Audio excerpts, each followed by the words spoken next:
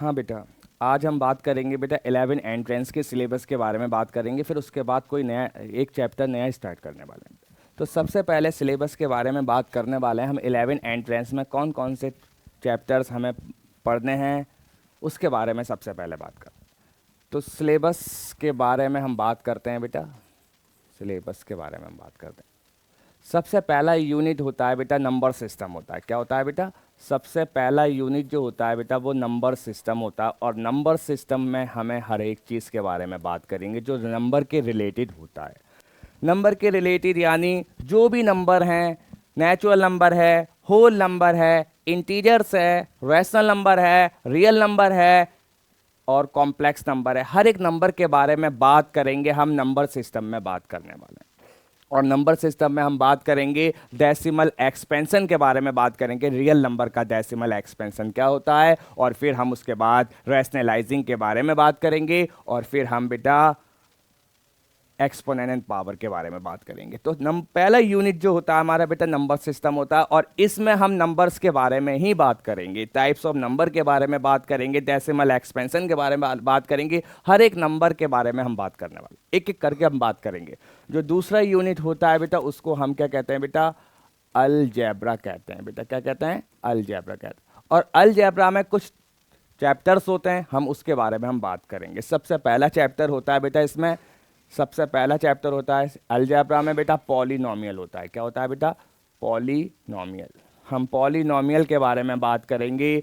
फिर पॉलिनोमियल के बाद होता है बेटा लीनियर इक्वेशन होता है। लीनियर इक्वेशन होता है, हम लीनियर इक्वेशन के बारे में बात करेंगे। और लीनियर इक्वेशन में हम वन वेरिएबल के बारे में बात करेंगे। Linear equation in one variable, linear equation in two variable और पेयर ऑफ लीनियर इक्वेशन के बारे में हम बात करने वाले हैं। इसके बाद हम बात करेंगे बेटा क्वाड्रेटिक इक्वेशन के बारे में बात करेंगे। हम क्वाड्रेटिक इक्वेशन के बारे में बात करेंगे कि क्वाड्रेटिक इक्वेशन कैसे फॉर्म होती है, होती क्या है, इसके नेचर ऑफ द रूट क्या होता है, इन सब के बारे में हम बात करने वाले हैं, क्वाड्रेटिक इक्वेशन में बात करने वाले हैं। फिर इसके बाद अलजेब्रा में एक और चैप्टर होता है जिसको हम अर्थमेटिक प्रोग्रेशन कहते हैं, यानी एपी कहते हैं। तो फिर हम एपी के बारे में हम बात करेंगे, हम एपी के बारे में हम बात करने वाले हैं। फिर इसके बाद एक थर्ड यूनिट होता है ज्योमेट्री के बारे में हम बात करेंगे। फिर हम फिर ज्योमेट्री के बारे में बात करेंगे। और ज्योमेट्री के बारे में हम बात करेंगे, इक्वलेट ज्योमेट्री के बारे में बात करेंगे। किसके बारे में बात करेंगे बेटा? इक्वलेट ज्योमेट्री के बारे में बात करेंगे। इंट्रोडक्शन टू इक्वलेट ज्योमेट्री के बारे में बात करेंगे। उसके बाद हम लाइंस एंड एंगल के बारे में बात करेंगे, लाइंस एंड एंगल्स के बारे में बात करेंगे। और फिर उसके बाद हम पॉलीगन के बारे में बात करेंगे। और पॉलीगन में ट्राइंगल आ जाएगा, क्वाड्रिलेटरल आ जाएगा, ठीक है। और फिर इसके बाद हम बात करेंगे बेटा सर्किल के बारे में हम बात करेंगे, सर्किल के बारे में बात करेंगे। सारी चीज़ें हम ज्योमेट्री के बारे में ज्योमेट्री में पढ़ने वाले हैं। हम इक्वलेट ज्योमेट्री के बारे में बात करेंगे, लाइंस एंड एंगल के बारे में बात करेंगे, पॉलीगन यानी ट्राइंगल के बारे में बात करेंगे, कॉन्ग्रुएंट ट्राइंगल के बारे में बात करेंगे, सिमिलर ट्राइंगल के बारे में बात करेंगे। फिर हम सर्किल के बारे में बात करेंगे, ये हम ज्योमेट्री के अंदर बात करेंगे। फिर इसके बाद बेटा मेंसुरेशन आता है, फिर हम मेंसुरेशन में बात करेंगे। जो मेंसुरेशन में हम बात करने वाले हैं बेटा फोर्थ यूनिट के बारे में बात करेंगे, यानी मेंसुरेशन। और मेंसुरेशन में जो हम बात करेंगे बेटा वो एरिया के बारे में बात करेंगे, वॉल्यूम के बारे में बात करेंगे, सरफेस एरिया के बारे में बात करेंगे, इन सारी चीज़ों के बारे में हम बात करेंगे। तो इसमें जो चैप्टर्स आ जाते हैं बेटा वो आता है हेरोन्स फार्मूला। सबसे पहला होता है बेटा हेरोन्स फार्मूला आ जाता है। फिर उसके बाद आता है बेटा area related to circle, area related to circle. फिर इसके बाद आता है बेटा इसमें एरिया रिलेटेड टू सर्किल के बाद आता है surface area and volume, surface area and volume आ जाता है। हम इसके बारे में बात करेंगे, इन सारी चीज़ों के बारे में बात करेंगे। मेंसुरेशन में बात करेंगे बेटा, हेरोन्स फॉर्मूले के बारे में भी बात करेंगे, area related to circle and surface area and volume के बारे में बात करेंगे। फिर फिफ्थ यूनिट आएगा बेटा कोऑर्डिनेट ज्योमेट्री के बारे में बात करेंगे, कोऑर्डिनेट ज्योमेट्री के बारे में बात करेंगे। और कोऑर्डिनेट ज्योमेट्री में हम हर एक के बारे में बात करेंगे, हम डिस्टेंस फॉर्मूले के बारे में बात करेंगे, हम सेक्शन फॉर्मूले के बारे में बात करेंगे, हम पॉइंट रिलेटेड टू ट्राइंगल के बारे में बात करेंगे, सारी चीज़ों के बारे में हम कोऑर्डिनेट ज्योमेट्री में बात करेंगे। इसके बाद आएगा बेटा प्रोबेबिलिटी एंड स्टैटिस्टिक्स के बारे में बात करेंगे, फिर हम प्रोबेबिलिटी के बारे में बात करेंगे।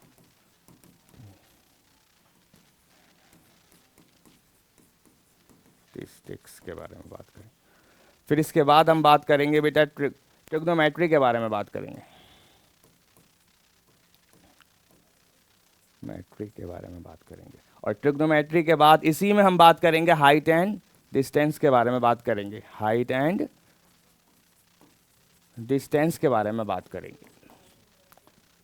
तो ये हमारा ओवरऑल सिलेबस होता है, और कुछ एक्स्ट्रा टॉपिक्स होंगे तो मैं आपको क्लास में ही कराता जाऊंगा, हैंड टू हैंड कराता जाऊंगा मैं। जैसे नंबर सिस्टम में कोई भी एक्स्ट्रा टॉपिक मुझे नज़र आएगा जिस पर क्वेश्चन पूछे जाते हैं तो मैं उसको आपको नंबर सिस्टम में ही कवर करा दूंगा।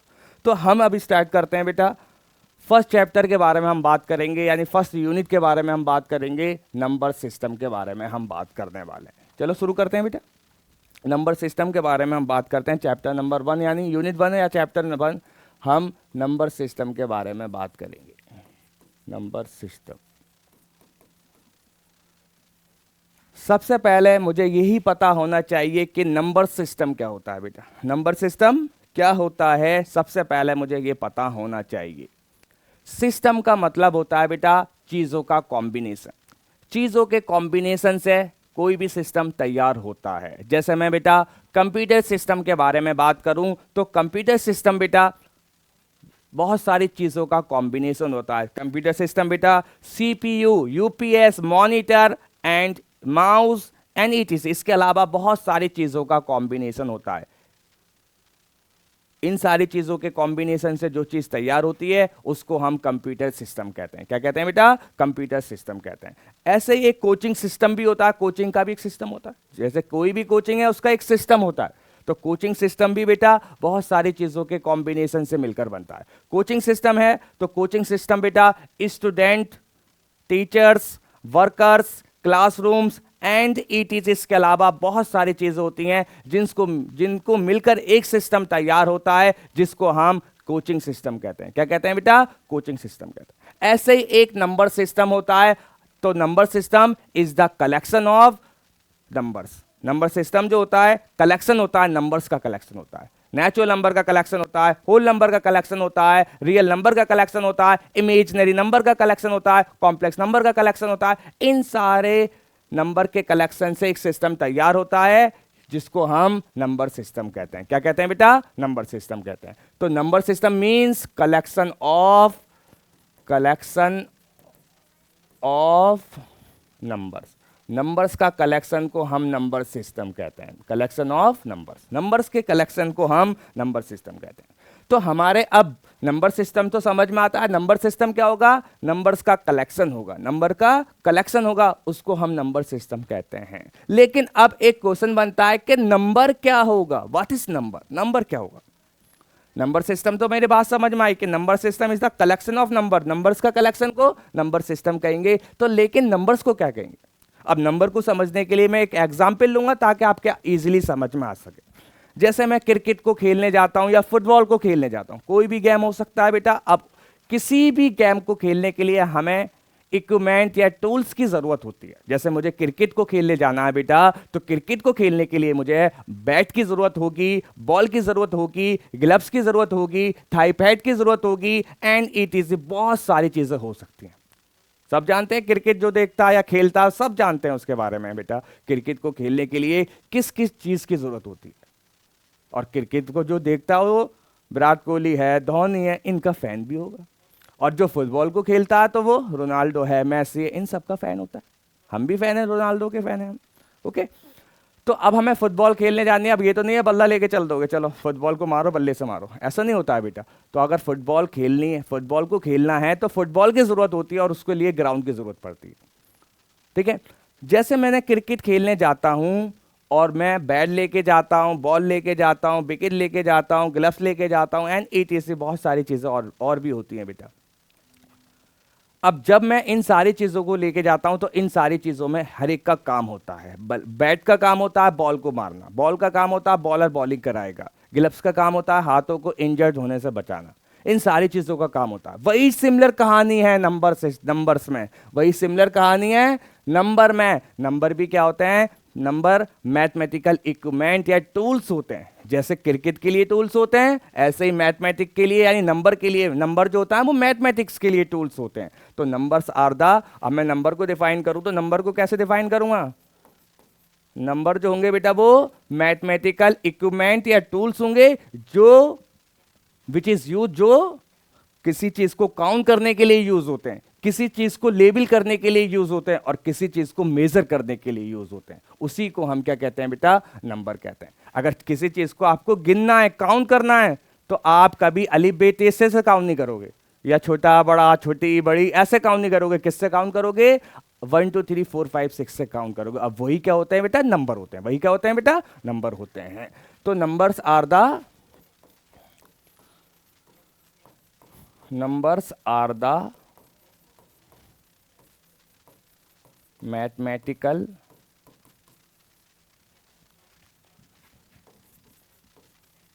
इक्विपमेंट और टूल्स। नंबर जो होते हैं बेटा मैथमेटिकल टूल्स होते हैं या इक्विपमेंट होते हैं which is used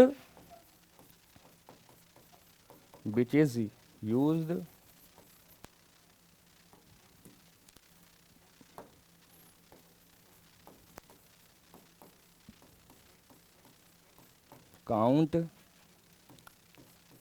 label and measurement.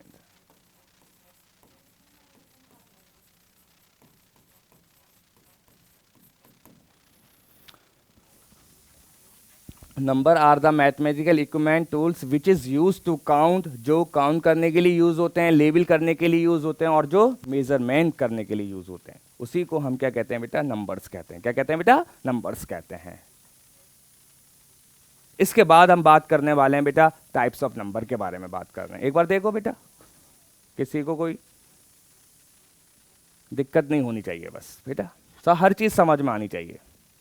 इसके बाद हम बात करेंगे बेटा टाइप्स ऑफ नंबर्स के बारे में। हम बात करेंगे कि नंबर के अब टाइप्स होते हैं, मुख्तलिफ टाइप्स के नंबर होते हैं, डिफरेंट टाइप्स के नंबर होते हैं। उन सब नंबर्स के बारे में एक एक करके बात करने वाले हैं। ठीक है, चलो types of numbers.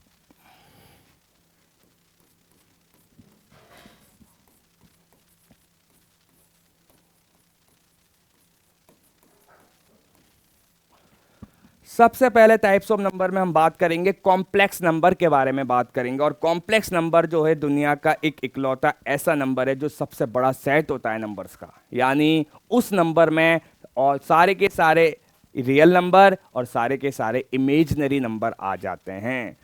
Real number यानी असली नंबर और नकली नंबर, असली नंबर और नकली नंबर का जो कॉम्बिनेशन होता है उसी को हम क्या कहेंगे बेटा? कॉम्प्लेक्स नंबर कहेंगे। तो मैं ये कह सकता हूं सबसे बड़ा सेट जो होता है इस दुनिया के अंदर वो कॉम्प्लेक्स नंबर होता है। और जो कॉम्प्लेक्स नंबर हो जाए, it is the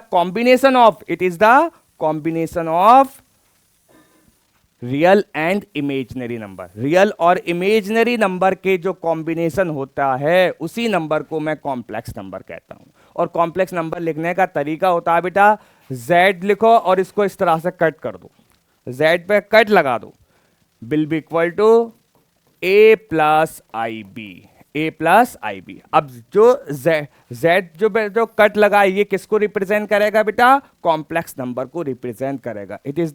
it is represent complex number. ये जो करेगा बेटा कॉम्प्लेक्स नंबर को रिप्रेजेंट करेगा। ठीक है बेटा। अब z will be equal to a plus i b. अब मुझे दिख रहा है एक a है और एक b है और b के साथ i है, तो मैं b के साथ i है तो i किसको रिप्रेजेंट करेगा? इमेजिनरी नंबर को रिप्रेजेंट करेगा। और a के साथ कुछ भी नहीं है तो a रियल नंबर को रिप्रेजेंट करेगा। और इन दोनों के कॉम्बिनेशन से ही कॉम्प्लेक्स नंबर तैयार होता है। तो complex number is the combination of real and imaginary number. Real और इमेजिनरी नंबर का जो कॉम्बिनेशन होता है उसी नंबर को हम क्या कहते हैं बेटा? कॉम्प्लेक्स नंबर कहते हैं। क्या कहते हैं बेटा? कॉम्प्लेक्स। ए जो होगा बेटा वो रियल नंबर होगा बेटा। क्या होगा बेटा? रियल नंबर होगा। और i be stand for imaginary number, imaginary number. ठीक है बेटा, चलो आगे बात करते हैं। अब सबसे पहले थोड़ी सी बात हम करेंगे इमेजिनरी नंबर के बारे में बात करेंगे, क्योंकि इस पे भी क्वेश्चन पूछते हैं। एनटीएससी में आपसे पूछेगा, आईएमओ में पूछेगा और एएमयू वाला तो पूछेगा ही, कोई दिक्कत की बात नहीं। चलो बात करते हैं इमेजिनरी नंबर के बारे में, बात करते हैं कि इमेजिनरी नंबर क्या होता है। आसान लैंग्वेज में हम इसको डिफाइन करने की कोशिश करेंगे। What is imaginary number, imaginary number होगा क्या बेटा। ठीक है, चलो इमेजिनरी नंबर को समझने के लिए हमें क्लास 8th में जाना पड़ेगा। ओके बेटा, हम क्लास 11th में भी जा सकते हैं, लेकिन वहां पर डेफिनेशन कुछ अलग हो जाएगी। लेकिन अभी हमें 11 एंट्रेंस के लिए तैयारी करनी है, तो हम 8th क्लास में जाएंगे। ओके बेटा, और उससे मैं इमेजिनरी नंबर को डिफाइन करने वाला हूं। किससे बेटा, 8th क्लास में जो हमने पढ़ा था। और क्या पढ़ा था हमने बेटा, स्क्वायर एंड स्क्वायर रूट के बारे में हमने पढ़ा था। ये सब जानते हैं स्क्वायर एंड स्क्वायर रूट होता क्या है। स्क्वायर एंड स्क्वायर रूट के बारे में हमने पढ़ा था, स्क्वायर एंड स्क्वायर रूट पढ़ा था, सबने पढ़ा होगा, कोई दिक्कत की बात नहीं है बेटा। ठीक है, इसी चीज से मैं डिफाइन करने वाला हूं इमेजिनरी नंबर। एक मैं स्क्वायर से डिफाइन करूंगा और एक मैं स्क्वायर रूट से डिफाइन करूंगा। किसको बेटा, इमेजिनरी नंबर को डिफाइन करूंगा। चलो करता हूं डिफाइन। ठीक है, हमने इन क्लास 8th क्लास में पढ़ा था बेटा कि अगर मेरे पास नंबर चाहे पॉजिटिव हो चाहे नंबर बेटा निगेटिव हो, चाहे पॉजिटिव नंबर हो चाहे वो निगेटिव नंबर हो, उससे कोई दिक्कत की बात नहीं है कि जब भी मैं किसी भी नंबर का स्क्वायर फाइंड करता हूं, किसी भी नंबर का मैं स्क्वायर फाइंड करता हूं, तो नंबर हमेशा पॉजिटिव आता है। यानी मैं ये जानता हूं कि किसी भी नंबर का स्क्वायर निकालता हूं, नंबर ऑलवेज पॉजिटिव। तो अगर मैं चाहे किसी भी यानी निगेटिव नंबर का स्क्वायर निकालूं या पॉजिटिव नंबर का स्क्वायर निकालूं, और स्क्वायर जो निकल कर आता है वो हमेशा पॉजिटिव आता है। बिल्कुल सही है, ये कोई दिक्कत की बात नहीं, हम जानते हैं सब। Square of any number is positive, square of any number is positive. Square जो होता है किसी भी नंबर का पॉजिटिव होता है। अगर किसी नंबर का स्क्वायर निगेटिव हो जाए तो वही नंबर क्या कहलाएगा, इमेजिनरी नंबर कहलाएगा। क्या कहलाएगा बेटा, इमेजिनरी नंबर कहलाएगा। बात आ रही है समझ में? नहीं, बिल्कुल। कि अगर जैसे मैं एग्जाम्पल के बारे में बात कर लेते हैं, चलो करते हैं बात, कोई दिक्कत। मैं जानता हूं अगर मैं 4 का स्क्वायर निकालूं बेटा 16 आएगा, और अगर मैं -4 का स्क्वायर निकालूं तो भी बेटा 16 आएगा। बिल्कुल सही है, इधर भी पॉजिटिव इधर भी पॉजिटिव, यानी पॉजिटिव नंबर का स्क्वायर प्लस निगेटिव नंबर का स्क्वायर भी प्लस। अगर किसी नंबर का स्क्वायर अगर निगेटिव आ जाए, वही नंबर क्या कहलाएगा बेटा, इमेजिनरी नंबर कहलाएगा। क्या कहलाएगा, इमेजिनरी नंबर। चलो बात करते हैं, लिखते हैं इसको। The square of any number but is negative, then the number are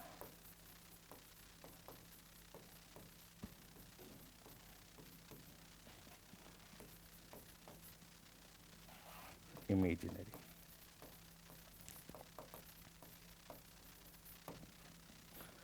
अगर किसी नंबर का स्क्वायर अगर निगेटिव हो जाए, वही नंबर क्या कहलाएगा, इमेजिनरी नंबर कहलाएगा बेटा। जैसे आई स्क्वायर की वैल्यू होती है -1। देखो आई स्क्वायर, आई का मतलब इमेजिनरी कह दो या इंटीजर्स कह दो, कोई दिक्कत नहीं है। किसी भी इंटीजर का स्क्वायर निगेटिव आ गया, देखो वही नंबर क्या कहलाएगा, imaginary. I stand for imaginary, I stand for integers. Okay बेटा, आई स्क्वायर, अगर किसी भी नंबर का स्क्वायर अगर निगेटिव आ जाए, वही नंबर क्या कहलाएगा, इमेज। आई का मतलब जनरली इमेजिनरी होगा, तो ये नंबर किसको रिप्रेजेंट करेगा, इमेजिनरी नंबर को रिप्रेजेंट करेगा। I square will be equal to -1, it represent imaginary number. ये नंबर किसको रिप्रेजेंट करेगा बेटा, इमेजिनरी नंबर को रिप्रेजेंट करेगा। ठीक है बेटा, चलो आगे बात करते हैं। अब मैंने एक वैल्यू देखी कि इमेजिनरी नंबर में निकल कर आई i square is equal to -1। याद रखना कि स्टैंडर्ड वैल्यू भी होती है, i square is equal to -2 होगा तो अभी इमेजिनरी नंबर ही होगा, क्योंकि नेगेटिव आ गया, स्क्वायर नेगेटिव नहीं होना चाहिए, लेकिन स्टैंडर्ड वैल्यू आपको पता होना चाहिए। I square will be equal to -1, i square की वैल्यू जो होती है बेटा वो -1 के बराबर होती है। चलो आगे बात करते हैं बेटा। अब हमें मालूम है आई स्क्वायर की वैल्यू बेटा -1 है, तो आई स्क्वायर यहां पर स्क्वायर है और स्क्वायर जब इधर जाता है तो स्क्वायर रूट बनता है, कि सब जानते हैं। अगर मुझे x square will be equal to 2 है तो x will be equal to square root of 2 हो जाएगा बेटा। ये सब जानते हैं कि जब कभी भी हम एक्सपोनेंट को, ये भी तो एक एक्सपोनेंट ही तो होगा 2, अगर जब भी मैं एक्सपोनेंट को लेफ्ट हैंड साइड से राइट हैंड साइड की तरफ ट्रांसपोज करता हूं तो वो रेसिप्रोकल हो जाता है। एक्चुअली में x square will be equal to 2 था, तो x will be equal to 2 to the power 1/2, और 1/2 का मतलब क्या होता है, square root.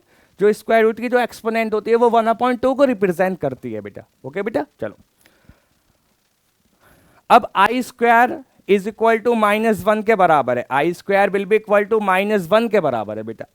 I square will be equal to -1, then i will be equal to square root of -1। तो याद रखना आई स्क्वायर की वैल्यू जो है वो -1 के बराबर है, तो आई की वैल्यू जो होगी स्क्वायर रूट ऑफ -1 के बराबर होगी।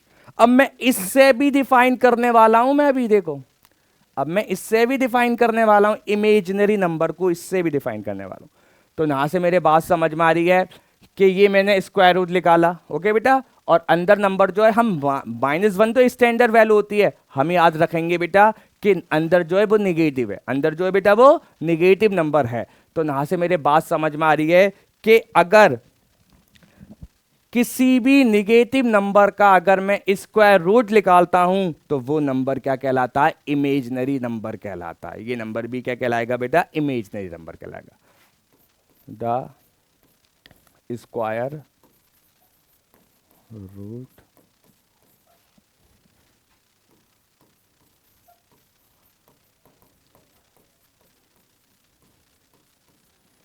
The square root of negative rational number, या नंबर कहते हो, रैशनल नंबर भी कह सकते हो, कोई दिक्कत की नहीं है, रैशनल नंबर में हो सकता है, अपॉन के फॉर्म में भी हो सकता है।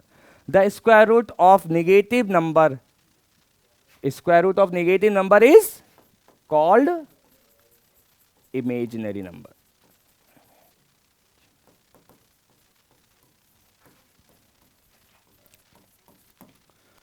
जो स्क्वायर रूट होता है बेटा निगेटिव नंबर का, अगर किसी निगेटिव नंबर का आप बेटा स्क्वायर रूट निकालोगे वो नंबर ही क्या कहलाएगा बेटा, इमेजिनरी नंबर कहलाएगा। क्या कहलाएगा बेटा, इमेजिनरी नंबर कहलाएगा। तो मैंने दो डेफिनेशन आपको बताई, एक किसी भी नंबर का स्क्वायर अगर निगेटिव हो जाए वो नंबर क्या कहलाएगा, इमेजिनरी नंबर कहलाएगा, या किसी भी निगेटिव नंबर का मैं स्क्वायर रूट लेता हूं तो वो नंबर भी क्या कहलाएगा, इमेजिनरी नंबर कहलाएगा।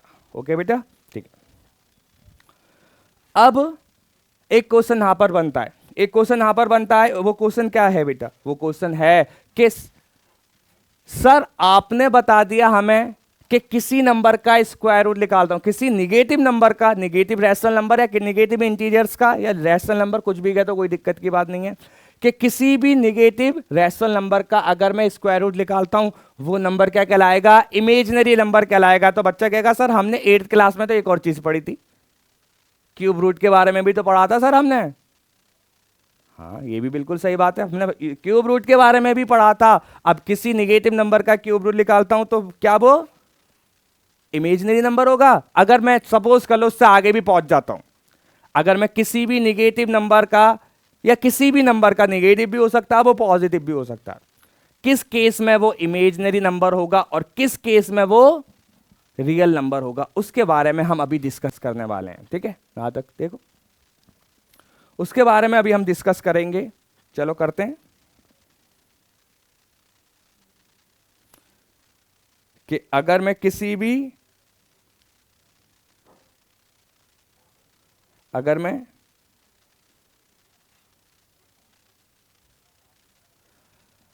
मैं किसी भी नंबर का, पॉजिटिव नंबर और निगेटिव नंबर भी हो सकता है, क्योंकि किसी भी रियल नंबर का मुझे निकालना है बेटा। अगर मैं स्क्वायर रूट फाइंड करता हूं, मैं क्यूब रूट फाइंड करता हूं, मैं 4th रूट फाइंड करता हूं, मैं 5th रूट फाइंड करता हूं, उस किस केस में मुझे रियल नंबर मिलेगा और किस केस में मुझे इमेजिनरी नंबर मिलेगा। चलो बात करते हैं बेटा।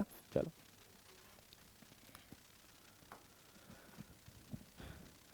उसको समझने से पहले बेटा हम एक रेडिकल के बारे में समझेंगे।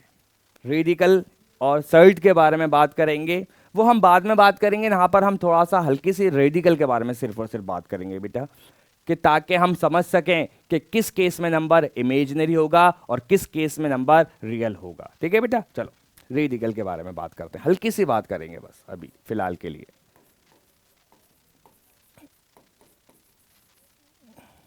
रेडिकल, ठीक है। रेडिकल का मतलब क्या होता है, जैसे मैंने किसी भी नंबर का nth रूट फाइंड करा, nth रूट फाइंड कर लेता हूं, nth रूट ऑफ ए। अगर किसी भी नंबर का मैंने nth रूट फाइंड करा, ठीक है, n की जगह क्या हो सकता है, 2 हो जाएगा तो स्क्वायर रूट हो जाएगा, 3 हो जाएगा तो क्यूब रूट हो जाएगा, 4 हो जाएगा तो फोर्थ रूट हो जाएगा, 5 होगा तो फिफ्थ रूट हो जाएगा। ओके बेटा, ठीक है। अब यहां से मेरे बात समझ में आ रही, क्योंकि स्क्वायर रूट के नीचे तो आपने नहीं पढ़ा होगा, 1 तो रूट नहीं पढ़ा होगा, -1 तो रूट नहीं पढ़ा होगा कभी, तो यहां से मेरे बात समझ में आ रही, जो n की वैल्यू जो होती है वो 2 होगी या 2 से ज्यादा होगी, 2 से कम नहीं हो सकती, 2 से कम नहीं हो सकती बेटा। ठीक है, ठीक है, यहां से मेरी बात समझ में आएगी, n is greater than equal to, greater than equal to 2। Okay बेटा, ठीक है। अब सबसे पहले मैं रेडिकल साइन के बारे में बात करूंगा, सिंपली रेडिकल के बारे में बात करूंगा। जो भी ये साइन होती है बेटा, and root of, and root की जो ये साइन होती है, ये सिंबल जो होता है, इसको हम क्या कहते हैं बेटा, रेडिकल कहते हैं। क्या कहते हैं बेटा, रेडिकल कहेंगे या रेडिकल साइन कहेंगे, रेडिकल कहेंगे या रेडिकल साइन कहेंगे। स्क्वायर रूट है, रेडिकल है, क्यूब रूट है, रेडिकल है, फिफ्थ रूट है, रेडिकल है, एंड सो ऑन। इसके अलावा इनफाइनाइट मैनी रेडिकल्स हो सकते हैं, रेडिकल या रेडिकल साइन हो सकते हैं। ओके बेटा, चलो मेरी एक चीज समझ में आ गई, जो अगर मैं किसी का भी nth रूट निकालता हूं तो ये साइन जो होती है यही रेडिकल कहलाती है। क्या nth रूट, nth रूट जो होगी वही क्या कहलाएगा, रेडिकल कहलाएगा या रेडिकल साइन कहलाएगा। क्या कहलाएगा बेटा, रेडिकल एंड रेडिकल साइन कहलाएगा। ओके बेटा, ठीक है, चलो आगे बात करते हैं। अब यहां पर जो n की वैल्यू, अब मुझे मालूम है n की वैल्यू या तो 2 होनी चाहिए या 2 से ज्यादा होनी चाहिए, बिल्कुल हमें मालूम है। अब जो n है वो क्या कहलाएगा, n की जो वैल्यू कहलाती है बेटा वो क्या कहलाती है, क्या कहलाएगा बेटा, इंडेक्स कहते हैं। क्या कहते हैं बेटा, इसको इंडेक्स कहते हैं। और इसका दूसरा नाम जो होता है बेटा, डिग्री ऑफ रेडिकल होता है। क्या होता है बेटा, डिग्री ऑफ रेडिकल होता है।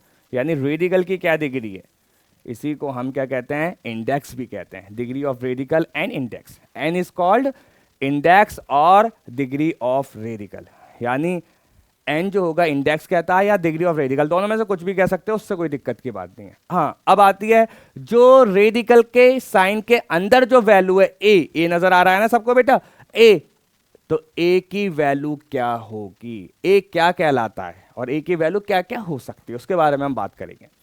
ए जो कहलाएगा बेटा वो रेडिकैंट कहलाता है। क्या कहलाता है, रेडिकैंट कहलाता है।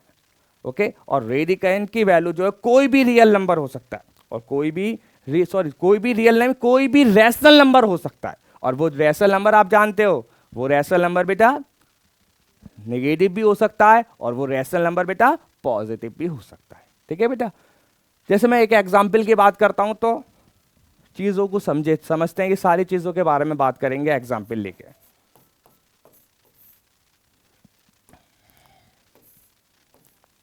फिफ्थ रूट ऑफ 8, अब फिफ्थ रूट ऑफ 8 है बेटा, इसमें सबसे पहले मुझे पता होना चाहिए इसमें डिग्री यानी इंडेक्स क्या है बेटा, इसमें इंडेक्स की वैल्यू होगी 5 होगी और डिग्री ऑफ रेडिकल 5 होगी।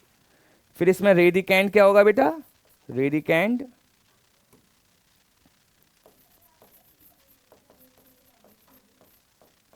8 होगी, रेडिकैंट की वैल्यू बेटा 8 होगी। ओके बेटा, चलो एक और एग्जाम्पल के बारे में बात करते हैं। फर्स्ट एग्जाम्पल, सेकेंड एग्जाम्पल के बारे में बात करते हैं।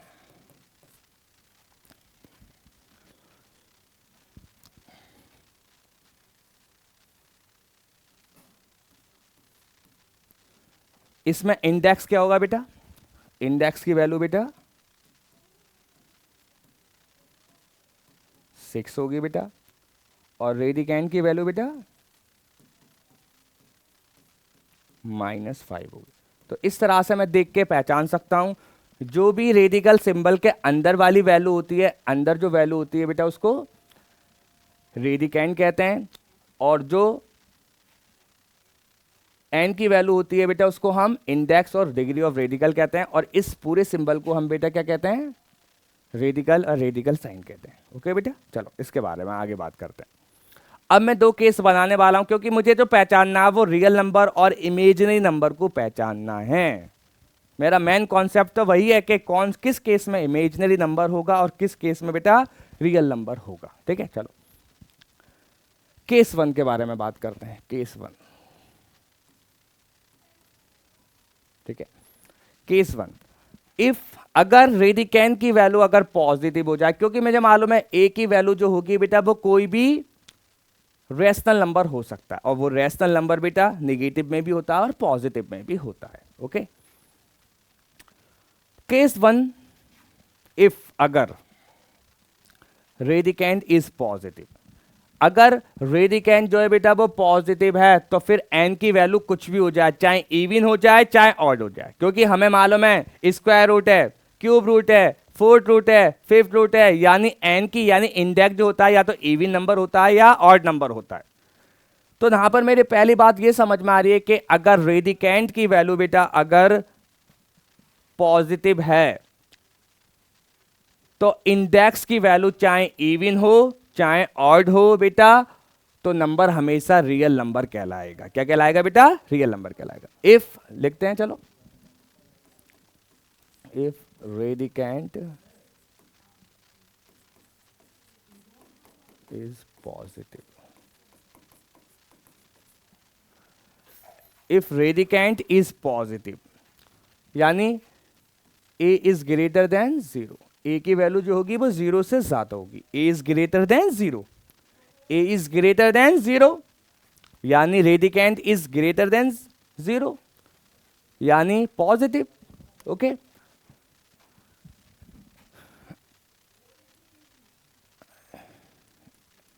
Index may be even or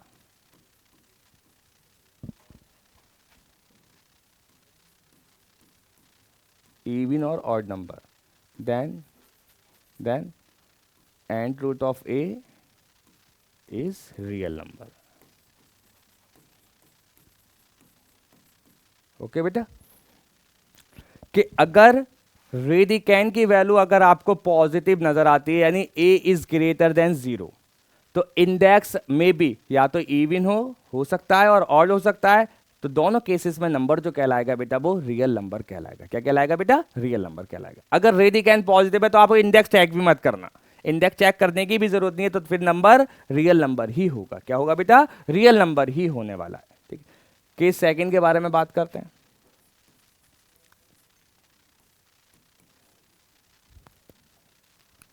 case second के बारे में बात करेंगे। इफ अगर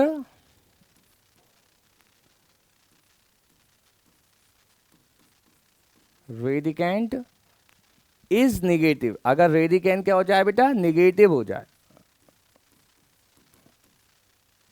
यानी ए इज लेस देन 0, ए का मतलब ही क्या, रेडिकैंड है बेटा। ठीक है, ए इज लेस देन 0, अगर ए की वैल्यू 0 से कम हो जाए, ए की वैल्यू 0 से कम हो जाए, 0 से कम का मतलब ही क्या होता है, निगेटिव होता है। क्या होता है बेटा, निगेटिव हो जाए। तो अब इसमें दो केसेस और बनाएंगे हम। एक केस बनाता हूं पहले मैं, इफ इंडेक्स अगर इफ इंडेक्स इज इवन, अगर इंडेक्स जो है बेटा इवन है, अगर इंडेक्स कैसी है बेटा, इज इवन, अगर इवन है, देन एंड रूट ऑफ ए जो कहलाएगा बेटा वो इमेजिनरी नंबर कहलाएगा। क्या कहलाएगा बेटा, इमेजिनरी नंबर कहलाएगा। ओके बेटा, और सेकंड केस इसमें ही बनता है, if index index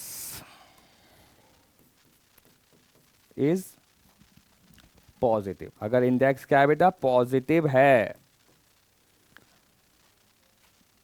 sorry index तो ऑड होगा ना बेटा, इंडेक्स क्या है, इंडेक्स इज ऑड नंबर है बेटा, ठीक है। तो ये नंबर क्या कहलाएगा बेटा, फिर ये नंबर जो कहलाएगा वो रियल नंबर कहलाएगा, नंबर कहलाएगा। ओके बेटा, इसके बारे में आपको पता होना चाहिए। चलो देखो बेटा एक बार,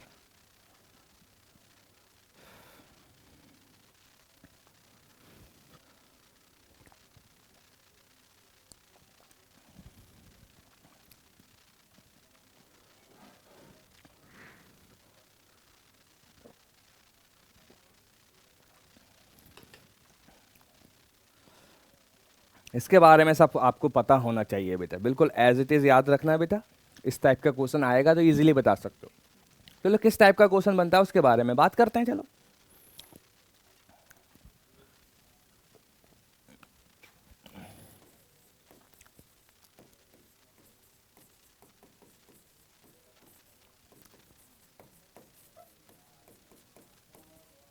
which of the following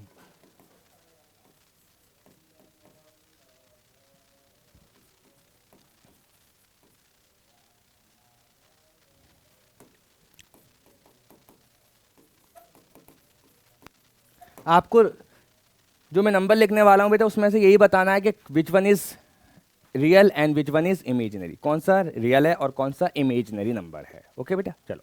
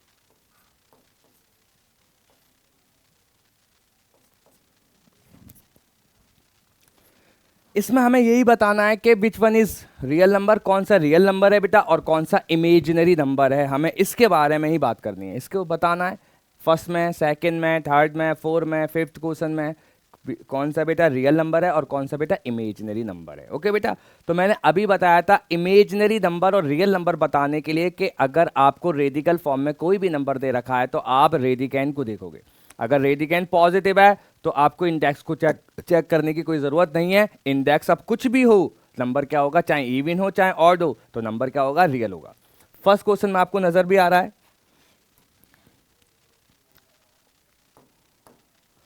first में रेडिकैन की वैल्यू बेटा क्या है, पॉजिटिव है और इंडेक्स की वैल्यू बेटा 2 यानी इवन है। तो ये नंबर क्या होगा, अगर ये रेडिकैन की वैल्यू पॉजिटिव है तो अब नंबर क्या होगा बेटा, ये नंबर जो होगा बेटा वो रियल नंबर होगा, रियल नंबर कहलाएगा।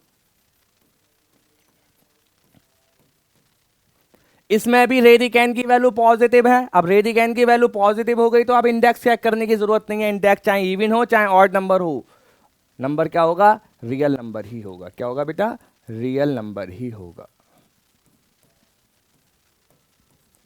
इसमें भी बेटा 4/5 है, 7th रूट ऑफ 4/5, 4/5 जो एक पॉजिटिव नंबर है और इंडेक्स इसकी बेटा ऑड नंबर है। हमें ऑड नंबर पे फोकस नहीं करना, हमें खाली रेडिकैन पे फोकस करना है। सबसे पहले रेडिकैन इसमें पॉजिटिव है तो ये ओवरऑल नंबर जो होगा वो रियल नंबर ही होगा। क्या होगा बेटा, रियल नंबर ही होगा। ठीक है, नेक्स्ट। हाँ, अब इन दोनों 4 एंड 5th में आपको रेडिकैन जो है वो निगेटिव नजर आएगा, तो अब हम इंडेक्स पे फोकस करेंगे। जिस केस में इंडेक्स अगर इवन होता है तो वहां पर इमेजिनरी नंबर होता है, और ऑड होगा तो वह रियल नंबर होगा। इसमें -6/5 है बेटा, -6/5 है, ये निगेटिव नंबर है। जबकि -6/5 जब निगेटिव नंबर है तो इंडेक्स को चेक करते हैं। इस केस में इंडेक्स की वैल्यू क्या है बेटा, इवन है। जब रेडिकैन निगेटिव है और इंडेक्स इवन है तो नंबर जो होगा वो इमेजिनरी नंबर होगा। क्या होगा बेटा, इमेजिनरी नंबर होगा। इससे पहले मैं बता चुका हूं, देखो इसको पहले देखते हैं। देखो अगर इंडेक्स, देखो रेडिकैन की वैल्यू क्या है, निगेटिव है, इंडेक्स इवन है तो नंबर कैसा होगा बेटा, इमेजिनरी नंबर होने वाला है। वही चीज, वही कॉन्सेप्ट लगाया और हमें पता चल गया। इस केस में भी रेडिकैन की वैल्यू बेटा निगेटिव है। रेडिकैन की वैल्यू -6/11 यानी निगेटिव है। जब रेडिकैन की वैल्यू निगेटिव है और इंडेक्स अगर ऑड नंबर है तो ये नंबर जो कहलाएगा अब रियल कहलाएगा। अब क्या कहलाएगा बेटा, ये रियल नंबर कहलाएगा, क्योंकि इंडेक्स की वैल्यू ऑड नंबर है तो ये रियल नंबर कहलाएगा। इस तरह से बेटा क्वेश्चन बनते हैं तो कोई दिक्कत नहीं, इजीली हो जाते हैं, ना तक दिक्कत नहीं होनी चाहिए बेटा। ठीक है, आगे बात करते हैं, इसके आगे बात करने वाले हैं, फिर इसके बाद क्या होता है उसके बारे में बात करते हैं। हाँ चलो कुछ और क्वेश्चंस के बारे में बात करते हैं। एक मर्तबा क्वेश्चन पूछा गया था, आईएमओ में पूछा गया था क्वेश्चन बेटा इस टाइप का, फाइंड वैल्यू, फाइंड करते हैं, वो find a value.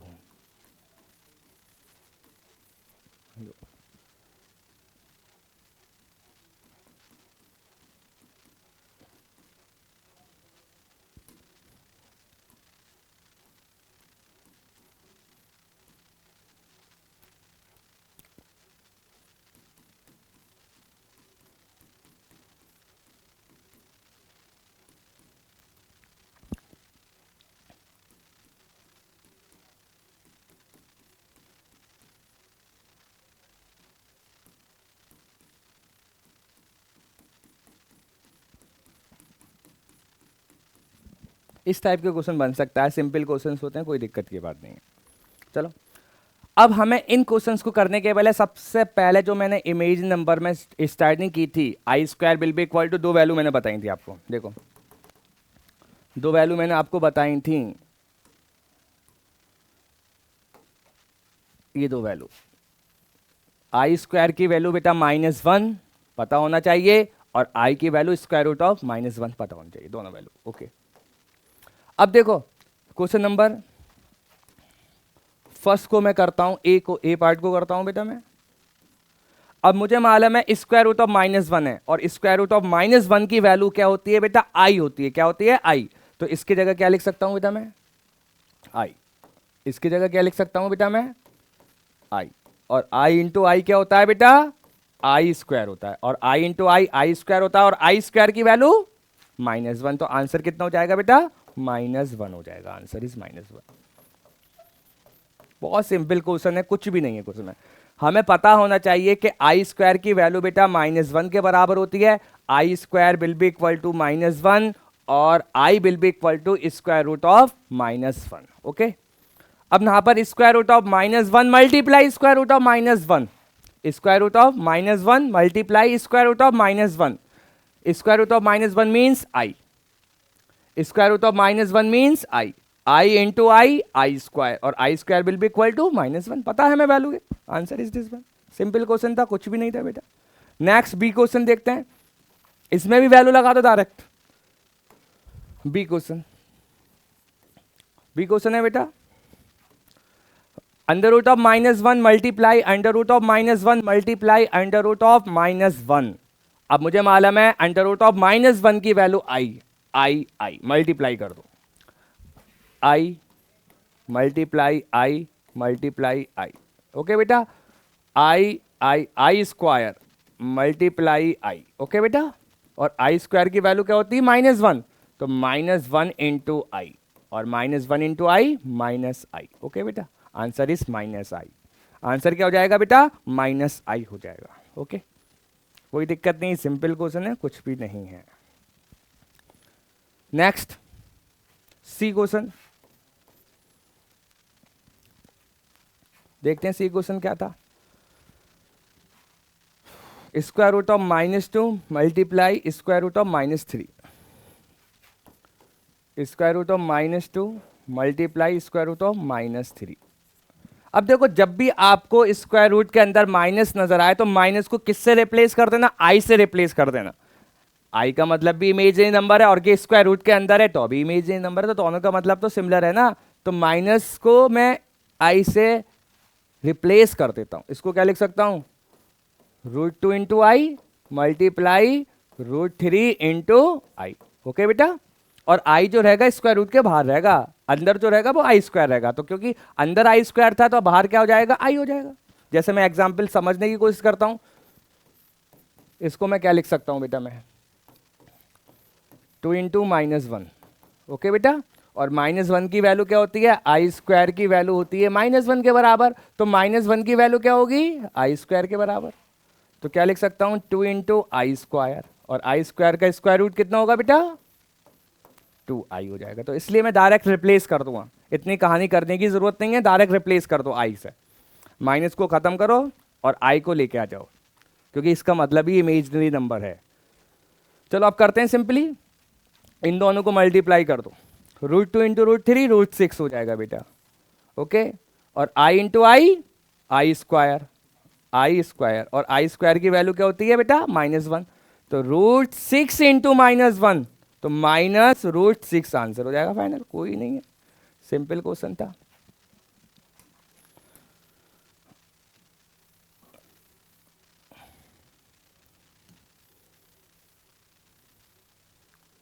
Simple question था, कुछ भी नहीं था बेटा। चलो दोबारा समझो, देखो जब भी आपको रूट के अंदर माइनस वैल्यू नजर आए तो माइनस को रिप्लेस कर देना, माइनस को जैसे स्क्वायर रूट ऑफ -1 है बेटा, तो इसकी वैल्यू आई स्क्वायर होती है, तो फिर आई बाहर आएगा तो आई आ जाएगा, तो इसलिए मैंने रूट माइनस की वैल्यू आई रख दी थी बेटा, ठीक है।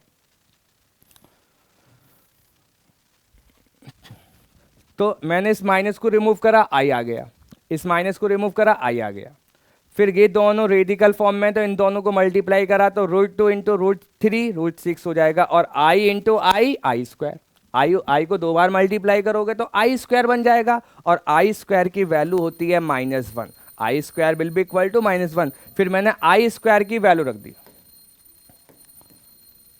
देखो आई स्क्वायर की फिर मैंने वैल्यू रख दी -1, और फिर √6 मल्टीप्लाई -1 √6 हो जाएगा, -√6 हो जाएगा बेटा। ओके, इजी था, कुछ भी नहीं था। नेक्स्ट क्वेश्चन देखते हैं बेटा, नेक्स्ट क्वेश्चन क्या था, पहले उतार लेते हैं उसको। ये था,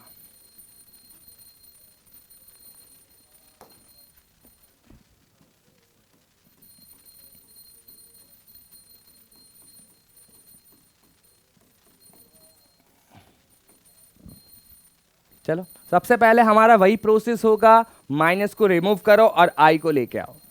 चलो √5 आई मल्टीप्लाई √3 इंटू आई मल्टीप्लाई √2 इंटू आई। ओके बेटा, चलो चलो मल्टीप्लाई कर दो,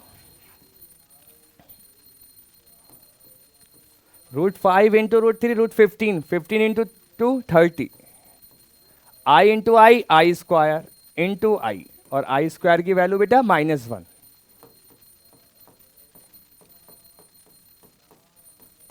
कितना हो जाएगा, -√30 आई आंसर। सिंपल था, कुछ भी नहीं था बेटा, अच्छा क्वेश्चन था बेटा। इस टाइप के क्वेश्चन पूछे जाते हैं तो इजीली आप बता सकते हो, कोई दिक्कत की बात नहीं है, सिंपल क्वेश्चन है बस। कोई शक है तो बताओ बेटा, शक की बात ही नहीं है बेटा। कोई भी दिक्कत हो तो कमेंट में मैसेज कर देना, आपको सॉल्यूशन मिल जाएगा, नंबर वगैरह ऐप वो कर दिया जाएगा आपको, ठीक है। कोई भी डाउट वगैरह तो आप पूछ सकते हो। चलो आगे बात करते हैं, दोबारा से हम आई स्क्वायर के पास पहुंचते हैं और कुछ चीज समझने की कोशिश और करते हैं बेटा, ठीक है। चलो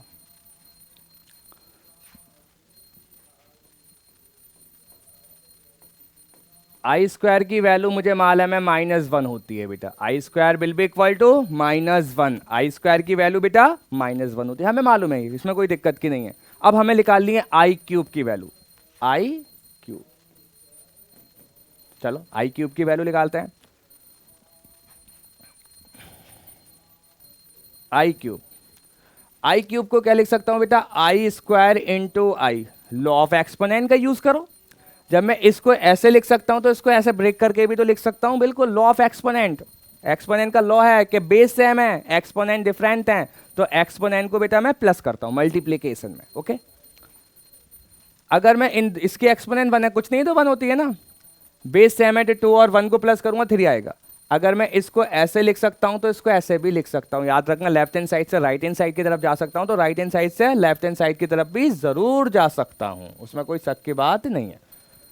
अब मुझे मालूम है आई क्यूब को मैं क्या लिख सकता हूं, i cube will be equal to i square multiply i, i square multiply i, i cube will be equal to i square multiply i, ये हमें मालूम है। ठीक है, हमने इस तरह से ब्रेक करके लिखा, हमें ये मालूम है, हमने लॉ ऑफ एक्सपोनेंट का यूज करा है। ठीक है, इतना तो जानती होगी। अब आई स्क्वायर की वैल्यू क्या होगी बेटा, -1। आई स्क्वायर की वैल्यू क्या होती है बेटा, -1। तो i cube is equal to -1 into i, तो कितना हो जाएगा बेटा, -i। क्या हो जाएगा, -i। -1 इंटू आई -i, तो आई क्यूब की वैल्यू जो होती है बेटा वो -i के बराबर होती है। याद रखना ये चीज। ओके बेटा, ठीक है, चलो आगे बात करते हैं। इसके बाद i4, इसके बाद i4 के बारे में बात करेंगे। i4 क्या होती है, चलो बात करते हैं। i4 को लिख सकता हूं आई स्क्वायर का whole square, as to the power m whole power n, आपने ये पढ़ा होगा। एक्सपोनेंट की भी एक्सपोनेंट है तो एक्सपोनेंट आपस में मल्टीप्लाई हो जाएंगी, इन दोनों को मल्टीप्लाई करूंगा तो a m n। ओके बेटा, इसको ऐसे लिख सकता हूं तो इसको ऐसे भी लिख सकता हूं, वही मैंने ब्रेक कर दिया। I square will be equal to i4 will be equal to i square whole power 2। Okay बेटा, आई स्क्वायर की वैल्यू क्या होती है, -1। आई स्क्वायर की वैल्यू आपको -1 नजर आ रही है, तो -1 का square will be equal to 1, तो i4 की वैल्यू होती है 1। i4 की वैल्यू होती है 1। चलो i5 के बारे में बात करते हैं। i5, चलो i5 के बारे में बात करते हैं। i5 को क्या लिख सकता हूं, i4 इंटू आई लिख सकता हूं, बिल्कुल लॉ ऑफ एक्सपोनेंट का अगेन यूज करा। i4 की वैल्यू क्या है, i4 की वैल्यू 1 है, तो 1 मल्टीप्लाई आई क्या आ जाएगा, +i। ओके बेटा, फिर i6 निकालता हूं बेटा मैं, i6 निकालो। चलो आई स्क्वायर होल पावर 3 लिख सकता हूं बेटा मैं, बिल्कुल लिख सकता हूं, ब्रेक करा लो, एक्सपोनेंट की भी एक्सपोनेंट मल्टीप्लाई होंगे, वापस यही मिल जाएगा मुझे। आई स्क्वायर की वैल्यू क्या होती है बेटा, -1। क्या है, -1, और -1 इज टू द पावर 3, तो -1 निकल कर आ गया। ये सबको मालूम है, अगर -1 की पावर इवन होती तो प्लस आता, अगर ऑड है तो बेटा -1 आएगा। तो यहां पर मुझे क्या मिलने वाला है, -1 मिलने वाला है। हाँ, अब मुझे दिख रहा है देखो बेटा, मैंने -1 से शुरुआत करी थी और -1 मुझे वापस मिल गया। कितने के बाद रिपीट करा, 1 2 3 4 के बाद वो रिपीट करने लग जाएगा, 4 के बाद वो रिपीट करेगा। अब हमें वैल्यू याद करने की जरूरत नहीं है, मुझे मालूम है i7 की वैल्यू क्या मिलेगी। जैसे मैंने लिखा आई स्क्वायर की वैल्यू है -1, आई क्यूब की वैल्यू है -i, i4 की वैल्यू है 1, i5 की वैल्यू है i6 की वैल्यू होगी बेटा -1। अब इसके बाद रिपीट करेगा, फिर i7 -i8 1, इस तरह से वो रिपीट करता रहेगा, रिपीट करता रहेगा, रिपीट करता रहेगा। -1 -i 1i, -1 -i 1i, -1 -i 1i, इस तरह से रिपीट रिपीट रिपीट रिपीट। अब मुझे यहां से मुझे ये पहचानना था कि वो वैल्यू कितने के बाद रिपीट करेगी, कितने के बाद रिपीट करेगी, मैंने ये पहचान लिया। जब मैंने ये पहचान लिया तो मेरा काम आसान हो गया। अब क्या बचा, कुछ नहीं बचा। अब जब कभी भी आपको जब बहुत बड़ी बड़ी एक्सपोनेंट दे रखा हो तो आप क्या करोगे, ये 4 के बाद रिपीट करता है तो आप 4 से डिवाइड करोगे, और 4 से डिवाइड करने के लिए भी पूरे नंबर को डिवाइड करने की जरूरत नहीं, लास्ट की 2 प्लेस को डिवाइड करो और जो रिमाइंडर बचेगा उसको आई के एक्सपोनेंट की फॉर्म में लिख दो, तो फिर आंसर निकाल लो, आपका फाइनल आंसर पता चल जाएगा। जैसे मैं एक एग्जांपल लेके बात करूंगा तो समझ में आएगा बेटा।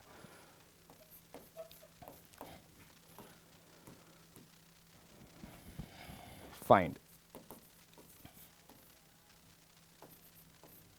आई to the power, i to the power ले लो, कोई भी ले लो, कुछ भी रख दो, कोई दिक्कत नहीं है। 4 6 8 9 2 3। हाँ चलो, अब इसकी वैल्यू क्या होगी? अब हमें मालूम है ये वैल्यू जो आई की वैल्यू जो होती है वो 4 के बाद रिपीट करती है, फौरन मैं 4 से डिवाइड कर दूं। अब बच्चे क्या करते हैं, 4 से डिविजिबल करने के लिए पूरे नंबर को डिवाइड करोगे।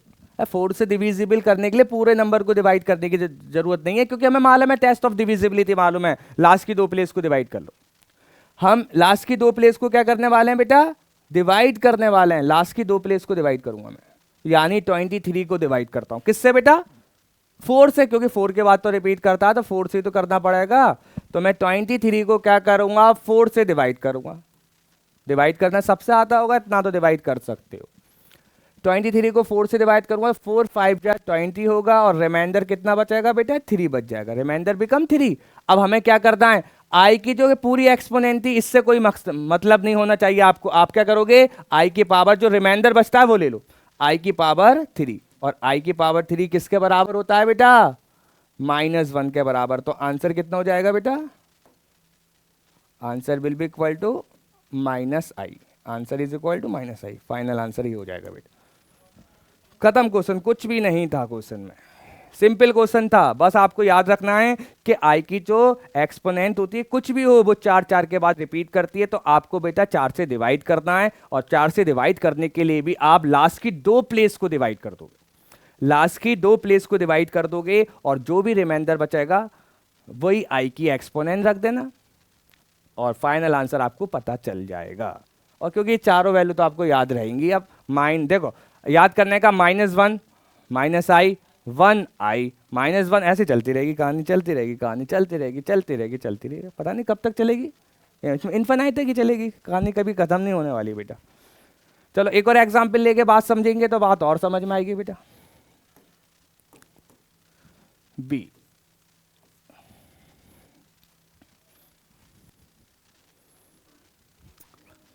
कोई भी ले लो, आई टू द पावर 6 7 9 8 2 4 5, चलो आई टू द पावर 6 7 9 8 2 5।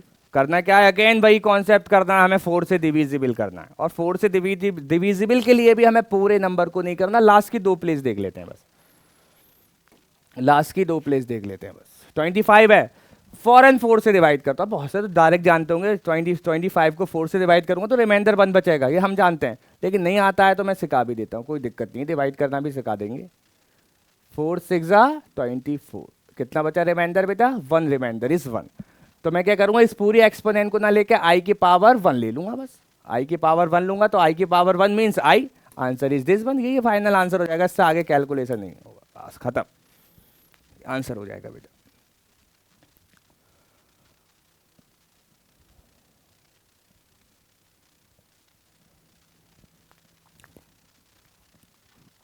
चलो बेटा आगे एक और एग्जाम्पल, 1 2 एग्जाम्पल और लेते हैं तो बात और समझ में आ जाएगी। BC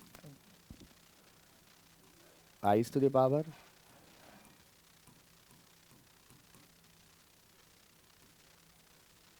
चलो करो, आई टू द पावर 9 2 3 4 5 6 4। इसकी वैल्यू निकालनी किसके बराबर होगा बेटा,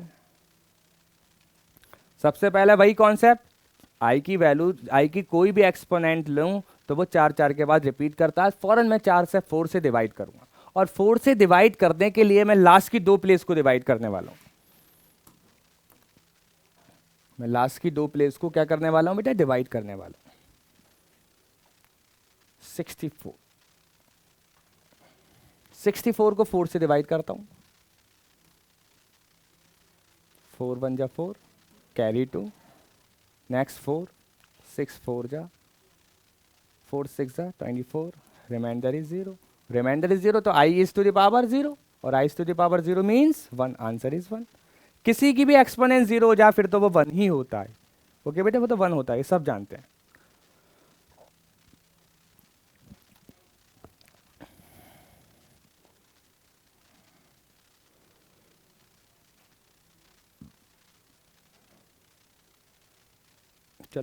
आगे बात करते हैं, एक और एग्जाम्पल लेते हैं तो बात और समझ में आएगी बेटा।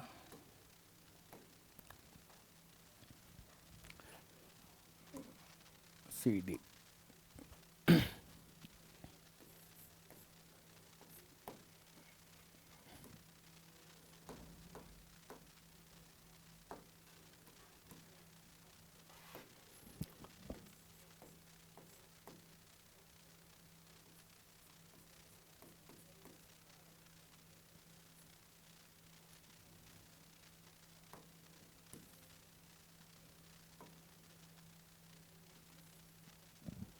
चलो जल्दी से कर दो इसको भी। I to the power 441238, i to the power 441238। Again वही चीज, 4 से डिविजिबल करना है और 4 से डिविजिबल करने के लिए पूरा नंबर डिवाइड करने की जरूरत नहीं है, टाइम वेस्ट होगा और कोई फायदा नहीं। हमें लास्ट की 2 प्लेस को डिवाइड करना है 4 से, और जो भी रिमाइंडर बचेगा आई के एक्सपोनेंट में रखूंगा और उसकी वैल्यू कैलकुलेट कर लूँ। और मुझे याद भी इतनी वैल्यू तो मुझे याद ही है, आई के पास आई, ये सारी वैल्यू तो मुझे याद भी है ना, इतनी तो याद होनी चाहिए। आई स्क्वायर की वैल्यू, आई क्यूब की वैल्यू, आई 4 की वैल्यू, आई 5 की वैल्यू, बस यहाँ तक काफ़ी है। तो रिपीट करने लगा ना, इसकी वैल्यू याद करने की जरूरत ही ना है। चलो 4 से डिवाइड करते हैं बेटा।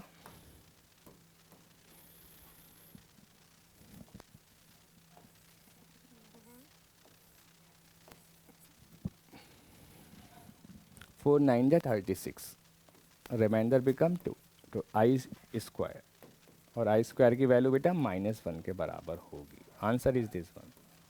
खत्म। इस तरह से बेटा मैं कैलकुलेट कर सकता हूँ, बहुत आसान होते हैं, मुश्किल नहीं होते। ठीक है, चलो एक और क्वेश्चन लेता हूँ।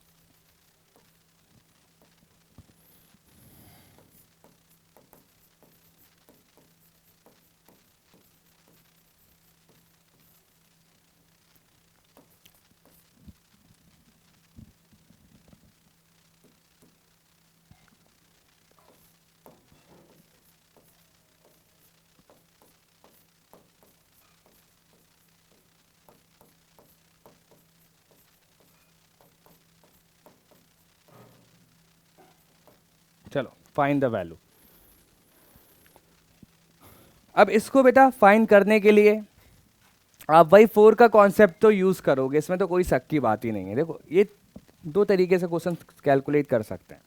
या तो आप ऐसा करो कि इसको 4 से डिवाइड करो। 4 से डिवाइड के लिए आप क्या करोगे, लास्ट की 2 प्लेस को डिवाइड करोगे। 4 से डिवाइड करो, वैल्यू निकालो, 4 से डिवाइड करो, वैल्यू निकालो, 4 से डिवाइड करो, वैल्यू निकालो, 4 से डिवाइड करो, वैल्यू निकालो। यह सबसे और आसान तरीका होता है। इसमें से ये देखो इन सब में क्या कॉमन है, जिसकी एक्सपोनेंट सबसे कम है ना बेटा, उसको कॉमन ले लो। आई टू द पावर 464, इसमें से भी कॉमन लो, इसमें से भी कॉमन लो, इसमें से भी कॉमन लो, चारों में से आई टू द पावर 464 को कॉमन ले लो बेटा। 464 को कॉमन ले लो। चलो ले लेते हैं कॉमन।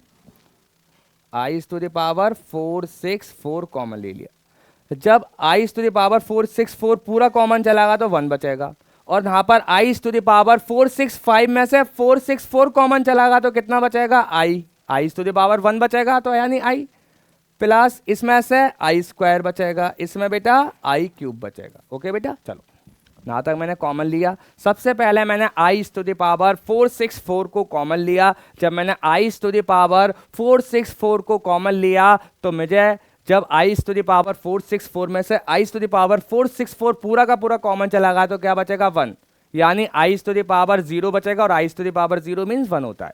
फिर 465 में से कॉमन लिया 464 को, तो आई की पावर 1 बचेगा। 466 में से कॉमन लिया तो आई स्क्वायर बचेगा। 467 में से कॉमन लिया आई क्यूब बचेगा। ओके बेटा, चलो अब आई टू द पावर 464 कॉमन है, ठीक है, 1 प्लस आई, आई स्क्वायर की वैल्यू -1, आई क्यूब की वैल्यू माइनस आई। ओके बेटा, इससे ये कैंसिल हो गया, इससे ये कैंसिल हो गया, answer is zero, answer is zero. क्योंकि ये पूरा जीरो हो जाएगा, जीरो से किसी को भी मल्टीप्लाई करो तो पूरा जीरो हो जाएगा बेटा।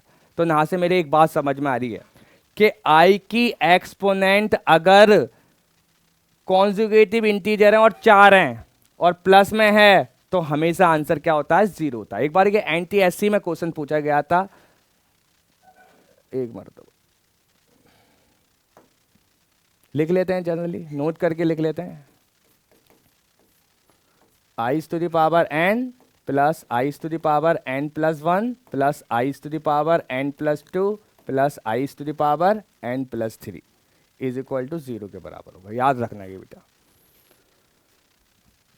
इसको आप प्रूफ भी कर सकते हो, इसको चाहो तो आप बेटा प्रूफ भी कर सकते हो। ठीक है, प्रूफ करने की जरूरत नहीं है इतना, अगर करना चाहो तो कैसे करोगे बेटा, जैसे मैं सिंपली रफली बता देता हूं, एक i to the power n plus, इसको क्या लिख सकता हूं, प्लस है।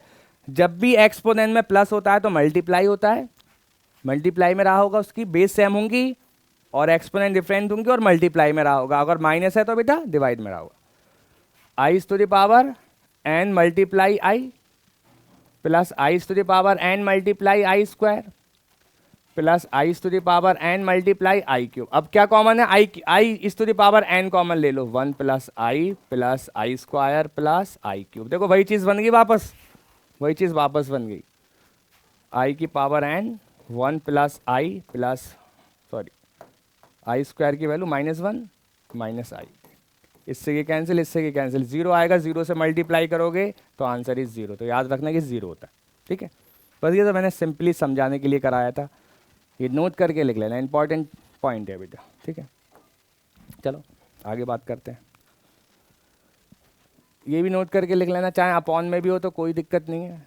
1 upon i n plus 1 upon i to the power n plus 1 plus 1 upon i to the power n plus 2 plus 1 upon i to the power n plus 3। तो ये भी किसके बराबर होगा बेटा, जीरो के बराबर होगा।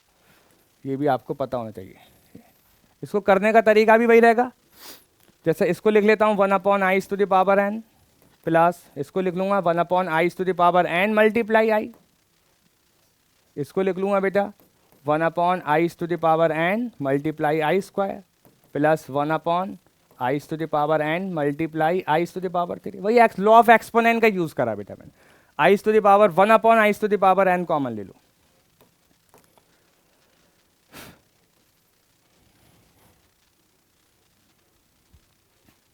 One upon i to the power n common लो, अंदर बचेगा 1 upon 1 plus 1 upon i plus 1 upon i square plus 1 upon i cube.